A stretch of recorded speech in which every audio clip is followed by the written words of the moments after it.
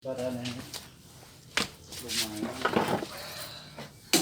oke semeton, di sini Tiang akan memberikan bagaimana caranya yang memperbaiki TV Akari. Nanti di deskripsi untuk bagian tipenya, tipe Akari berapa. Jadi kerusakannya itu mati diam ya, artinya tidak pernah dipakai katanya, kata pemiliknya tidak pernah dipakai. Tapi mindset saya mungkin karena kerusakannya ini karena retak solderannya, tapi tidak, ternyata banyak yang rusak lumayan. Oke lanjut kita cek. Ya oke, penampakan yang rusak begini dia. Ini dia. Ada jumlah 1 2 3 4 5 6. Ada 6 kerusakannya. 1 2 3 4 5 6 7. Ini ada 7 resistor satu. Ya, ada 7 kerusakan. 7 kerusakan. Lanjut. Di sini untuk rusaknya itu yang pertama yaitu bagian dari fuse. Ya, fuse atau sekring itu sudah dimodif sama teknisi dulu. Dia menggunakan kabel untuk menjumpernya ya, atau meloskan ya, itu biar tidak ada sekring, tapi itu sangat berbahaya, jadi saya ganti.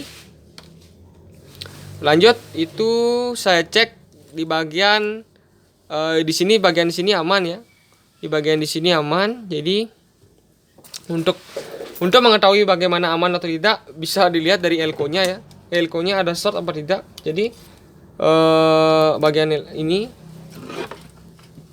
nanti saja ya, langsung biar sekalian dibalikan. Jadi nanti dicek dulu bagian di sini apakah aman atau tidak, baru lanjut kita cek di bagian di sini. Di sini di bagian saya cek di bagian horizontal. Jadi langsung pertama setelah itu langsung saya cek di bagian horizontal. Itu ternyata ada short horizontalnya di sini, IC horizontalnya short. Ini dia IC horizontalnya enggak bukan ya. Yang satunya lagi dia menggunakan D511. Lupa saya di mana saya taruh. Yang penting intinya ini IC begini dia.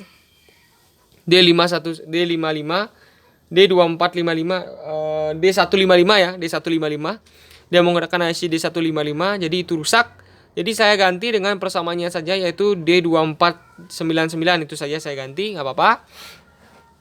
Sudah diganti.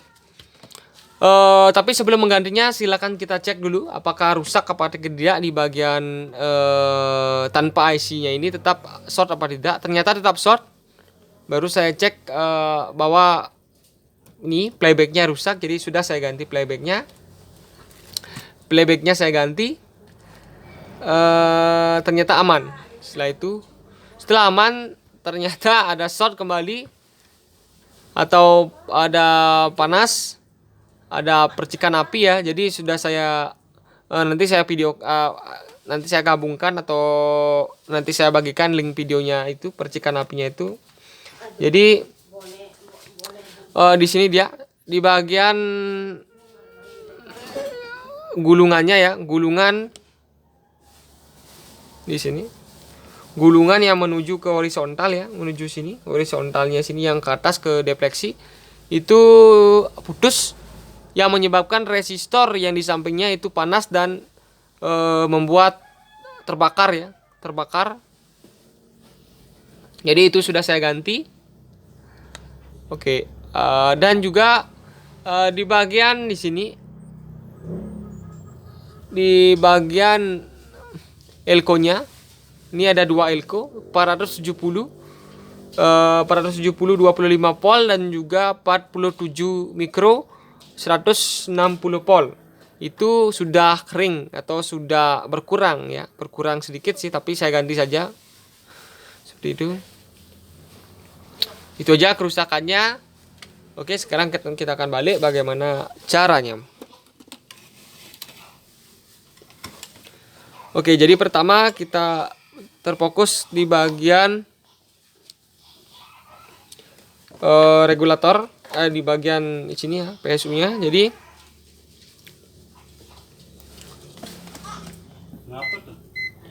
setelah diganti IC-nya, setelah diganti bagian fuse-nya itu aman.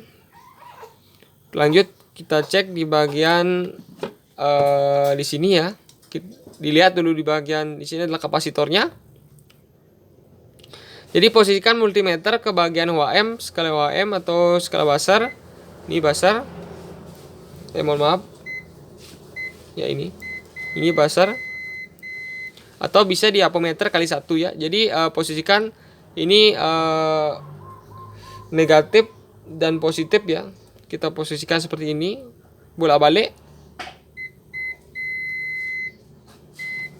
Ya, di sini aman, tidak ada resistansi. Di bagian sini ada resistansi ya. Jadi aman itu saja, aman saja. Tapi kalau keduanya ada resistansi, di sini dan di sini ada resistansi, berarti ada kerusakan di bagian MOSFET-nya seperti itu. Dan untuk MOSFET-nya ini adalah bagian MOSFET-nya ya. Jadi dia menggunakan MOSFET satu kaki 1 2 3 4 5 ya, kaki 5. Cara mengukur mengetahui MOSFET ini rusak apa tidak, kita fokuskan pada kaki 3 kaki ya, 1 2 3. Saya perbesar dulu.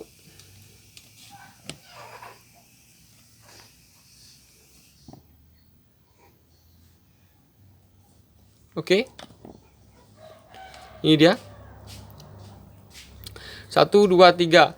Jadi ingat untuk mengetahui 3 kaki ini dia ada lubang ya. Ini ada celah lubang atau pembatas lubangnya, inilah MOSFET-nya dia. Ada 3 MOSFET-nya ya. Jadi bebas mau merah di tengah atau hitam di tengah ya. Nanti kalau lebih lanjutnya untuk mengukur MOSFET rusak apa tidak bisa dilihat di channel saya ya, ada videonya.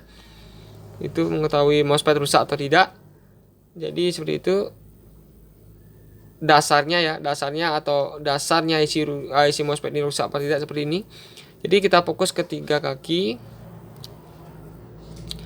Ini sini ada resistansi 482 ya. Tunggu dulu. Ya. Ya, 482 yang bagian sini tidak ada. Kalau ada nggak apa-apa, yang penting tidak short ya. Di sini karena no damper, artinya diodanya tidak bolak-balik. Kalau damper dia bolak-balik, ada resistansi biasanya. Di sini no damper dia digunakan, berarti itu ada resistansi 481. Di sini tidak ada resistansi, atau ada resistansi yang sama, berarti aman saja ya. Jadi ini balikkan sekarang seperti tadi, tidak ada berarti aman, seperti itu. Oke, lanjut. Setelah itu kita cek di bagian horizontal. Straight ya, di sini. Di bagian horizontal.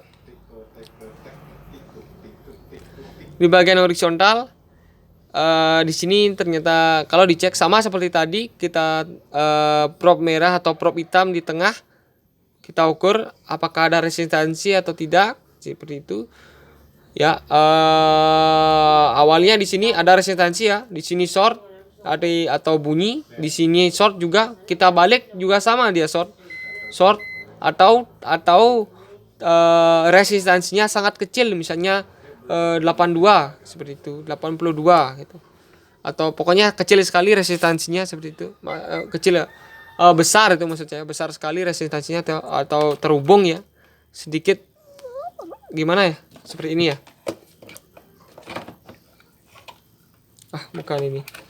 Yang ini ya, anggap saja yang ini dia yang rusak itu. Jadi ada resistansi sedikit. Itu berarti sudah short.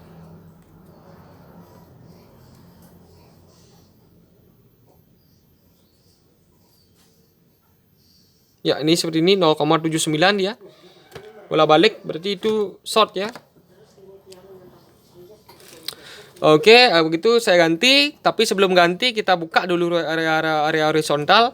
Setelah dibuka baru kita cek lagi untuk resistansinya apakah tetap ada apa tidak. Ternyata tetap ada. Jadi setelah itu baru saya cek di bagian playback. Kalau ini ada resistansi, setelah dibuka berarti playbacknya ada masalah, seperti itu. Jadi baru langsung saya cari bagian ground. Seperti tadi tetap kita menggunakan resistansi ya.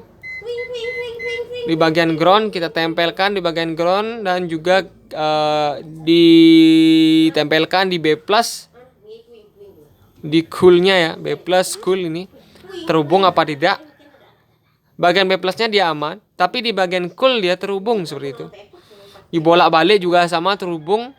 Berarti berarti playbacknya ada masalah seperti itu. Jadi langsung saya ganti. Dan aman, tidak ada masalah lagi. Selanjutnya setelah saya hidupkan, ternyata ada percikan api. Jadi rusaknya itu di sini, di bagian gulungannya itu rusak, yang menyebabkan resistor ini R404 itu rusak ya, atau putus. Ini juga L441 ya, ini putus, ini langsung hangus R404. Jadi sudah saya ganti, sekarang sudah aman. Nah, oke, jadi seperti itu. Jadi untuk playbacknya saya ganti menggunakan BSC 25T1010A ya, seperti biasa. Jadi ini pengganti dari ini dia yang dulunya, yaitu BSC 25N0435 ya. Itu saya ganti dengan 1010A karena kakinya sama, karena ini tipe Cina ya. Jadi seperti itu. Dan juga untuk di bagian gulungannya itu lilitannya ini saya ganti, ini tidak ada nilai ya, saya ganti saja. Yang penting tempatnya sama dengan tipe yang lain, itu tempatnya sama, saya ganti saja. Dan juga R-nya juga begitu, R-nya itu saya menggunakan 5K ya, 5,1K kayak itu. Jadi posisinya kalau ada tipe bekas dilihat, R-nya itu saya pakai karena tidak tahu itu R-nya berapa ya. Sudah saya cari tidak ada, jadi itu saya pakai, ternyata aman seperti itu. Ini sudah saya tes, sudah berjam-jam ya, tidak ada masalah lagi, sudah aman. Tegangannya pun sudah normal seperti itu. Oke, dan untuk elko-nya, ingat ini elko-nya sedikit kering ya. Jadi cara mengukur elko-nya itu sangat gampang, tapi untuk mengukurnya dilepas dulu elko-nya biar tidak tertipu oleh ukurannya ya. Jadi kita posisi ke skala pengukuran kapasitor. Ini komplit ya untuk multimeternya, jadi aman. Jadi negatif ke negatif, positif ke positif, tinggal tempelkan saja dan ditunggu. Ya, 457 ya. 457 ini 470 ya. 470 ya. Saya ganti saja. Berkurang sedikit saya ganti saja karena area rawan. Untuk ini juga 160 volt 47.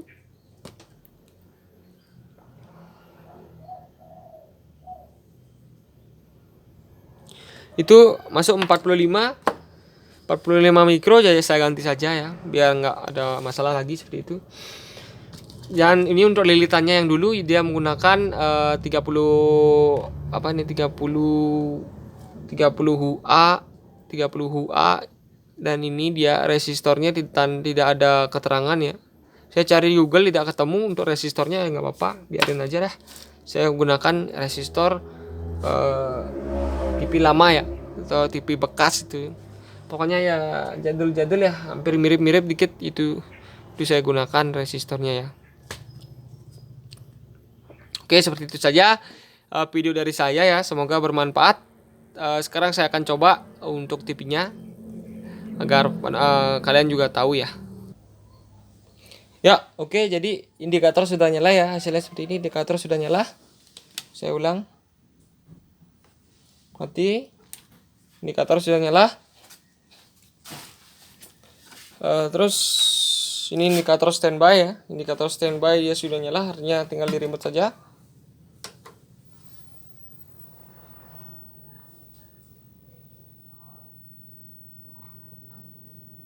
Ya, sudah aman. Cuma ada pelangi dikit, mohon maaf.